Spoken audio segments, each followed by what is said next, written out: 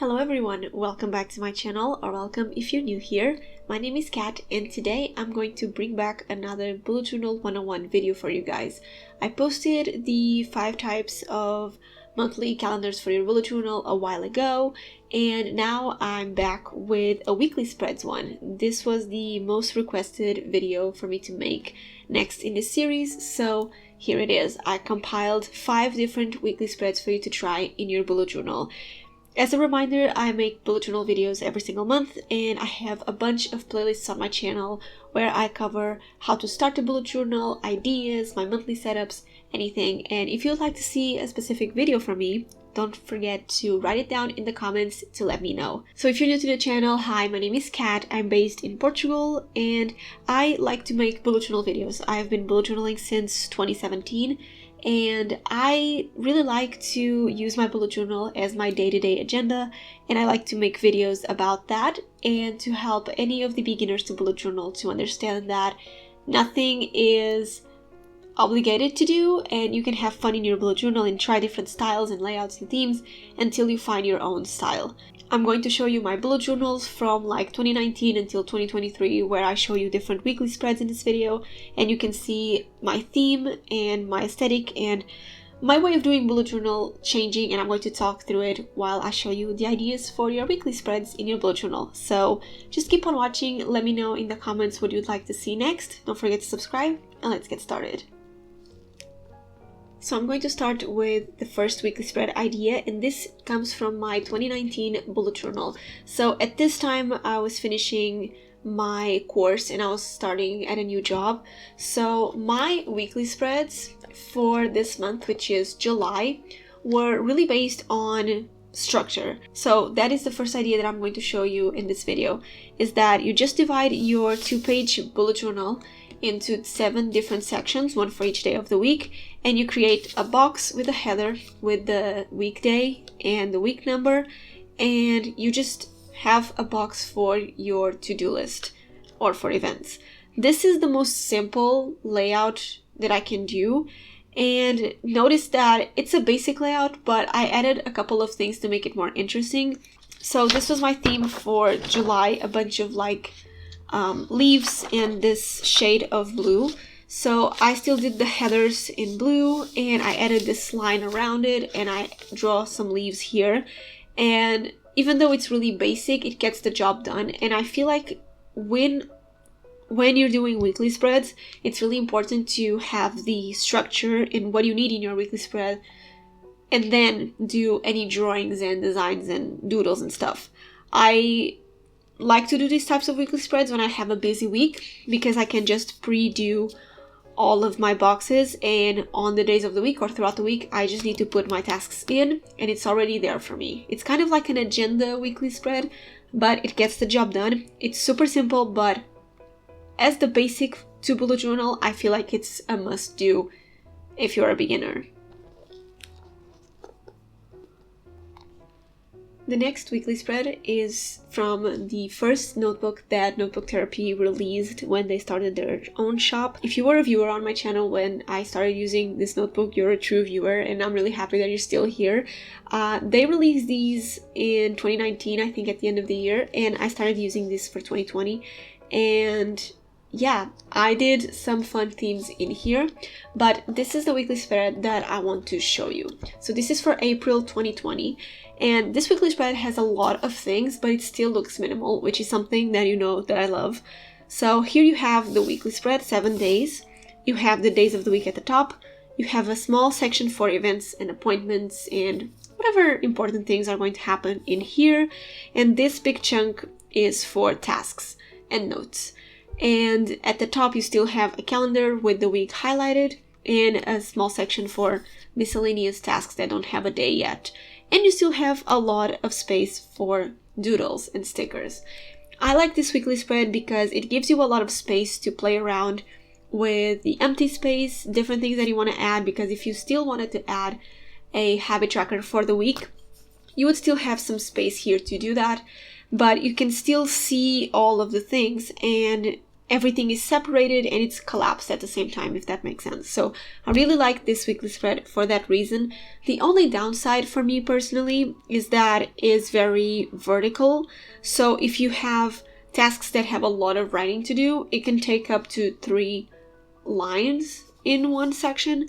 But for me, that was not a problem. That is just something that I prefer horizontal weekly spreads. This one is vertical, and it's the only downside for me on this weekly spread, but I still really like it. And the fun thing about this is that you have a lot of space for doodles, and I feel like when you're starting a bullet journal, you want to experiment with doodles and themes and colors. And this weekly spread, because it just takes this space right here with the extras at the top, you have a lot of space to play around with your creativity. So this is what I love about this weekly spread and why I recommend it. And just a quick reminder that all of the weekly spreads that I'm showing you in here are from bullet journal setups that I did on my channel that are going to be linked in the description below and here in the cards. If you clicked on it, you can see all the videos that I'm showing you.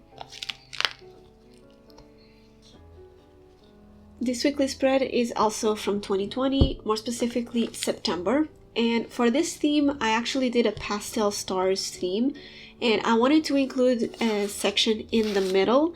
And as you can see, this weekly spread is really similar to the last one that I just showed you.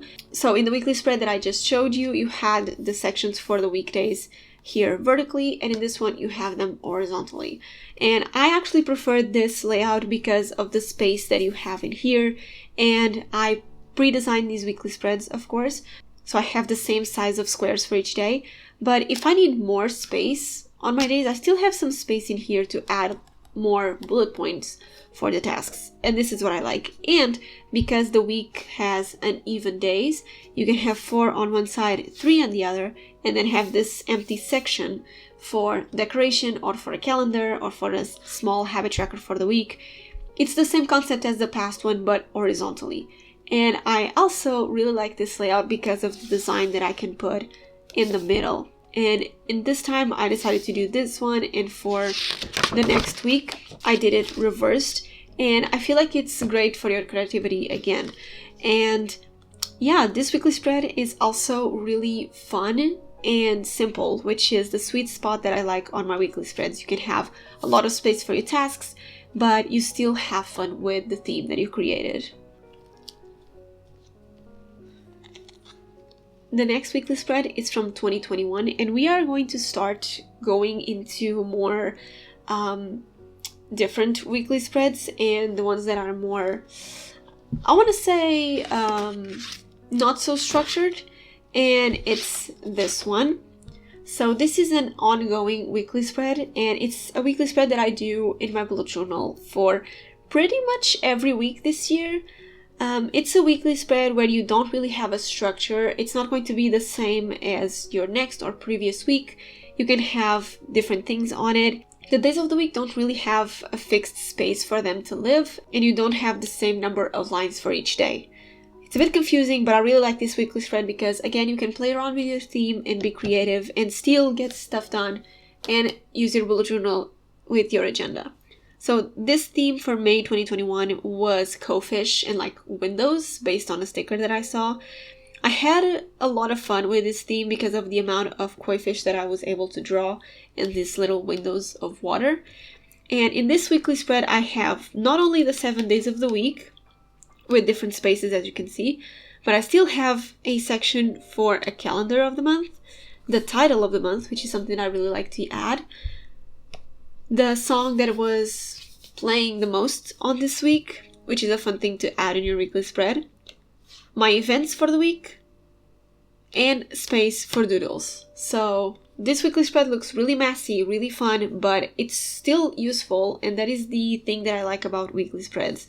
So the only downside to this is that if you don't pre-plan where your days are going to be, you will have to use and update your bullet journal on a daily basis, which is what you're supposed to do, and go each day and figure out where you're going to put your next header for the next day. It's fun to create, and I really like using this weekly spread, and it's the weekly spread that I've been using the most for some of my other themes. As you can see, this is June, because it's so fun to use and you can play around with the spaces and not have a square for each day or a rectangle for each day, and also not the same amount of squares for each day, if that makes sense. So I really like using variations of the same weekly spread. In this one, for example, I added a to-do list, and I still have the calendar here, so you know, just play with it and have fun.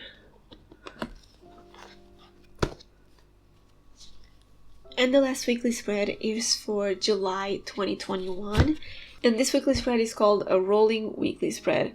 And it's basically, this is the way that I use it. You have the weekdays on the left page, and I use this space for events and appointments. And on the right side, you have the little section for the days of the week and a little arrow, which means that it goes for the next week. And you have here the following tasks that you need to complete. And I still had space for decorations and a calendar. And the way that this weekly spread works is that you come into your bullet journal, you start a new week, you have all of your appointments here, and then you have multiple tasks that will repeat themselves in different days of the week. So what you do is, in my case, was study flashcards. If I needed to do that every single day, in a normal weekly spread, I would have to write that below every day of the week. But in this case, I have the task here, and I can just put a dot, which was something that I usually did, put a dot where I wanted to make that task, and then I cross it over if it was done on that day. So as you can see, the study flashcards I did Monday and Tuesday, and if I was going to do it for the rest of the days, I would put dots in here. And if a task is meant to be done here, but for some reason I couldn't, and it had to get migrated to the next week, I would put the dot on this column right here with the arrow, and it would skip into the following weekly spread. So I really like the rolling weekly spread, especially on those weeks where, like I mentioned, I have multiple tasks that are meant to be done for most of the days of that week. So I do this layout in those occasions. It's not my go-to weekly spread. It's not on my top 3 favorite weekly spreads, but it's a weekly spread that, like I mentioned, when you need it, you can do it. And in this week, I decided to try it. I don't think I had a week where I actually did it and used it for real, but it's a good setup to keep in mind because busy days and busy weeks can happen. And if you have multiple things that are going to happen in different days of the week, this rolling weekly spread really saves a lot of time. And that is it for this weekly spread ideas video. Don't forget to subscribe to my channel and like this video if you enjoyed it.